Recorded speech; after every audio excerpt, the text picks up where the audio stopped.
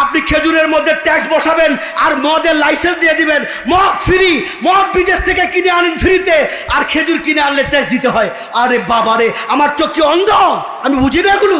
চুপ করেন, চুপ করেন আপনি। আপনাকে কে কথা বলতে দিয়েছে এখানে? না, এটা রাজনীতি না, এটা রাজনীতি না, এটা কোনোদিন রাজনীতি না, এটা সত্য কথা। আপনি কে বলেছেন রাজনীতি? এখানে আসেন আপনি, আপনাকে রাজনীতি আমি শিখাই। কে বলেছে এটা রাজনীতি? বেয়াদব কোথাকার, এটা রাজনীতি বলছি। কে বলেছে আপনাকে? আপনাকে কে বলেছে? না, কে বলেছে এটা রাজনীতি আপনাকে? আচ্ছা, এটা কি কোনো রাজনীতি?